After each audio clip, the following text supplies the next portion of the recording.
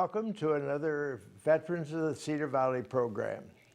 Today, my name is Sid Morris, and my guest today is Kevin Dill, who is the administrator at the Blackhawk County Veterans Affairs Commission. Welcome. Thank you, Sid. Betcha. We have an event coming up, and you're here to tell us about it. Let's kick it off. You may have a satellite office located in Cedar Falls. Yes, the mayor here in Cedar Falls was kind enough to reach out and talk to me about having a satellite office here in Cedar Falls for those veterans who can't get to Waterloo for some reason. I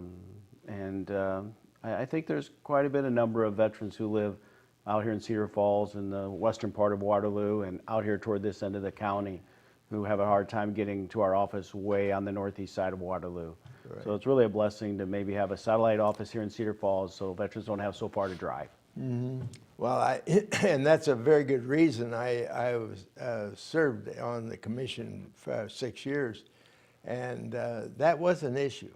That northern part of the Blackhawk County and the Cedar Falls area, and having access and getting there was an issue. Yes, sir. Yeah, we were getting some talk about that, so we had a little satellite office at the VA medical clinic for a couple of months on Fridays to see the amount of traffic we were missing, and we learned there was quite a number of veterans who just didn't want to drive all the way out to the Pinecrest building, and so they were nice to see somebody from our office there at the clinic, and now we're going to have someone out here in Cedar Falls to address the needs of the veterans who live out in this area. Yeah.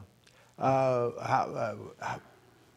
long are we away from it actually opening? What are your goals in getting the program started? I'm hoping to have Michelle in our office, in the office, hopefully maybe by that first Friday in June or the second Friday in June.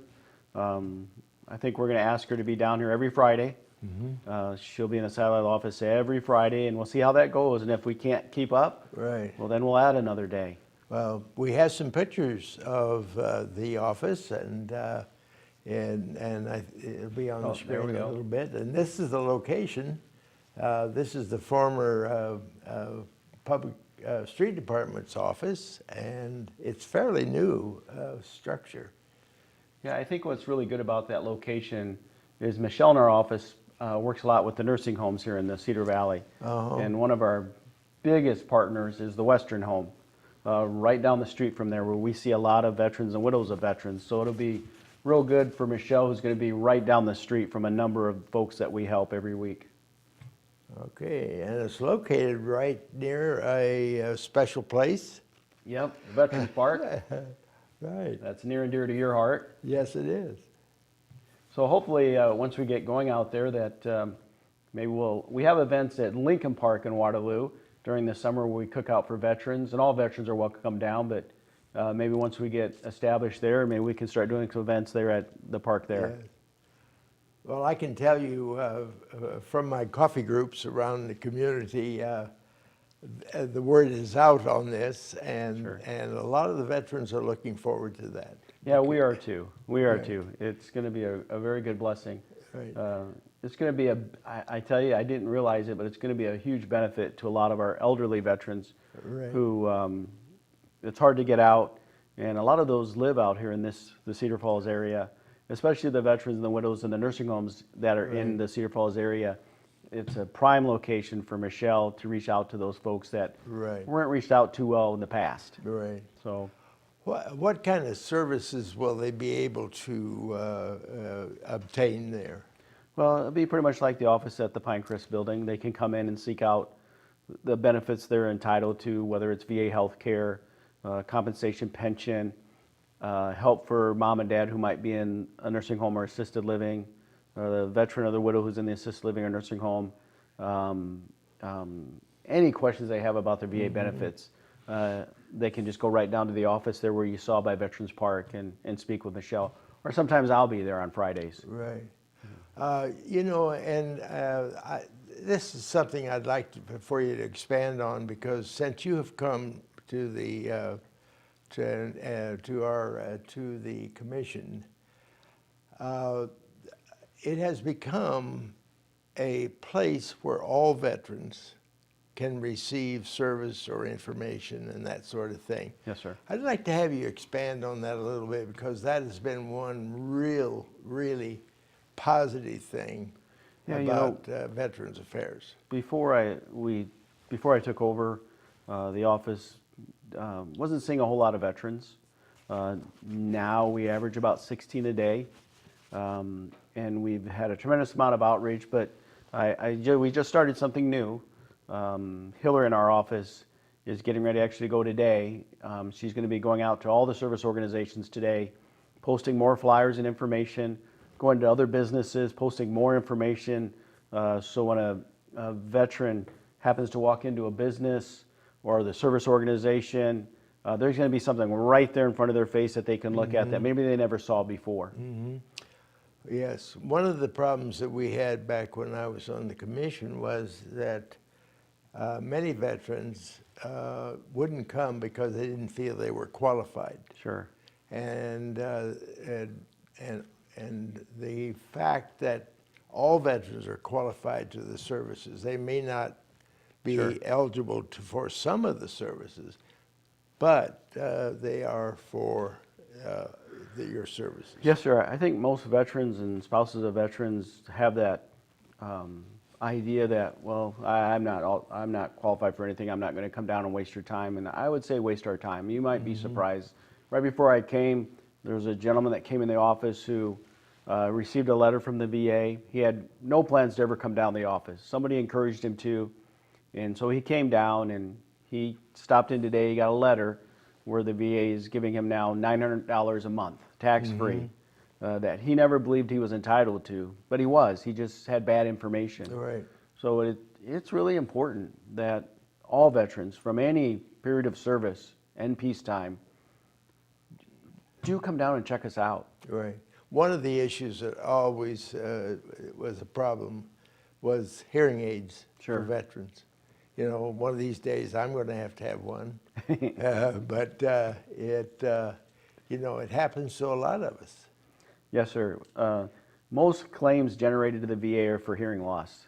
I think last year there was 1,800,000 claims generated to the VA for hearing loss. That's their biggest thing. Most veterans do get into VA healthcare. And once you're in VA healthcare, you can get hearing aids from the VA for free. But you don't know until you come down. Yeah.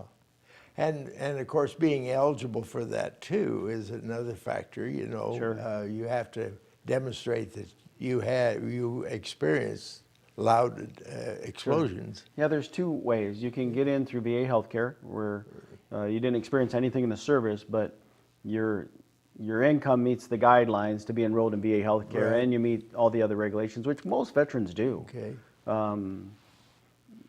And then the other way is if you experienced acoustic trauma to your ears while you were in the service, and that followed you on your way out, and you have hearing loss, there's a good chance you could be eligible for some compensation from the VA and health care through the VA because of your hearing loss. Right. Also, we need to talk about how people contact that office. Do you have some information that we could share? Yeah, I think if we have a minute, one quick tidbit I wanted to bring up to you today, Sid, is a couple of days ago I got some information from the Iowa Department of Veterans Affairs on the new numbers of veterans in this county. And I was surprised at the number. We're down to about 8,200 veterans. And I think just a year and a half ago we were at nearly 10,000, which is a huge decrease. And I was kind of surprised at that. And I don't know how much of that is due to the passing away of a veteran or veterans moving out of Black Hawk County. I don't know, but I was surprised that the number we're down to 8,200. Our lowest number is World War II, of course, but our second lowest number of veterans in the county, post 9/11.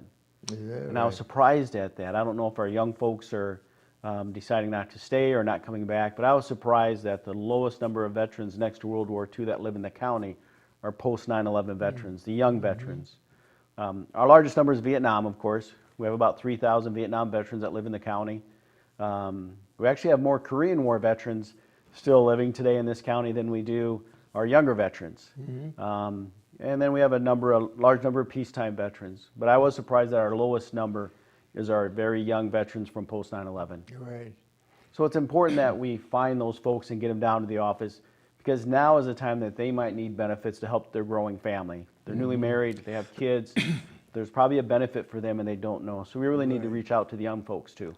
Yes, and I think that's good because even our veterans organizations like AMVETS, Sure. American Legion, and VFW, young people are not joining, and No. we would like for them to join, and because all of those organizations provide services, and especially yours. Yeah, we typically have about 100 Vietnam veterans come to our office every month. It's a large number, and they're getting the benefits and the services that they're entitled to. I just would like to reach out to those 1,000 post 9/11 veterans who are starting a family, raising kids, who may be suffering, and they may not need to. They just need to come down and look at their benefits. Okay. We're near the end of our time, Oh, and I sure. was wondering what is there anything you'd like to leave our audience with right now? Oh, sure. Right now, our office still is currently at 1407 Independence Avenue in Waterloo. The number is 291-2512. And then here soon, we'll have that satellite office opened up here, right here in good old Cedar Falls, over at the Public Works Building, right next there to the Veterans Park, the park near and dear to your heart. That's right. Hopefully soon, in the next 2 or 3 weeks, we'll have somebody right there at that office.